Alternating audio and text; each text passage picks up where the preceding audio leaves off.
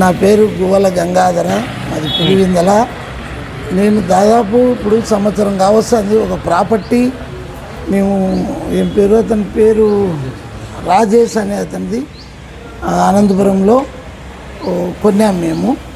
దాన్ని దాదాపు కొని ఒక 4 నెలలు మాకు ప్రాబ్లం ఉంది, అప్పులు ఉన్నాయి, మేము ఖాళీ చేయాలంటే ఒక టైం కావాలని అన్నారు. కొన్నాక సరేలేని మేము ఇచ్చినాము.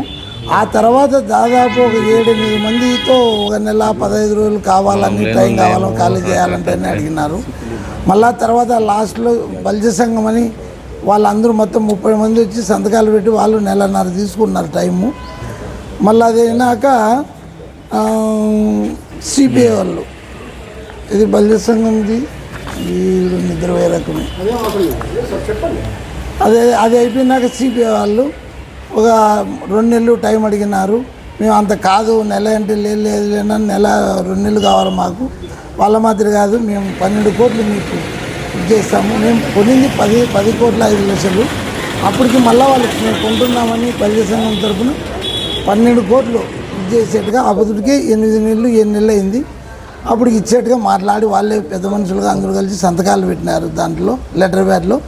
అది అయిపోయిన తర్వాత మళ్ళీ ఓ 2 నెలలు కావాలని ఇది కావాలని ఎవరు సిపిఐలు దానికి 2 నెలలు కావాలా గట్టిగా మేము వాళ్ళ మాదిరి కాదు కానీ అదే 12 కోట్లు ఇస్తాము, మేము ఎక్కువ ఇవ్వలేము, వడ్డీ గిడ్డి దానికంటే సరేలే అని చెప్పాము.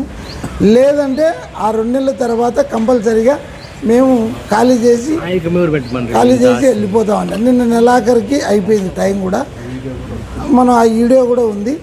మేము మళ్ళీ నిన్న నెలాఖరు టైం అయిపోయినాక 1వ తేదీ మార్చి 31 వాళ్ళకి అయిపోయింది. మళ్ళీ 2వ తేదీ 1వ తేదీ వచ్చి మేము వాళ్ళ సోమాలని వాళ్ళకి బయట వేసుకోండి అని చెప్పి వాళ్ళని కూడా ఇది చేయించి వాళ్ళతోనే బేపించి బయట మనకి కీసేసుకొని బయటకు వచ్చినాము. అది జరిగింది పరిస్థితి. మేము దొంగగా ఉండలేదు, ఇది ఒరిజినల్ ప్రాపర్టీ. మేము ఏ కబ్జాలు చేయలేదు, ఎక్కడ లేదు. పోలీస్ డిపార్ట్మెంట్ కూడా 4-5 తెలియజేసినాం. అన్ని వాళ్ళు కూడా పేపర్లు చూసినారు. మేము ఎస్పీ దగ్గర గారికి కూడా పోయి పేపర్లు కూడా చూపించాను ఆయనకు. వాళ్ళు కూడా అన్నీ బాగున్నాయని చెప్పారు. ఇది పరిస్థితి అమ్మా ఇక్కడ జరుగుతున్నది. అతను చెప్పేది వేరు, మా దగ్గర ఉండేది వేరు. మన దగ్గర ఒరిజినల్ పేపర్లు ఉన్నాయి. మేము ఎక్కడ ఎవరిని ఇబ్బంది పెట్టలేదు, ఎవరిని మోసం చేయలేదు. ఇది పరిస్థితి అమ్మా.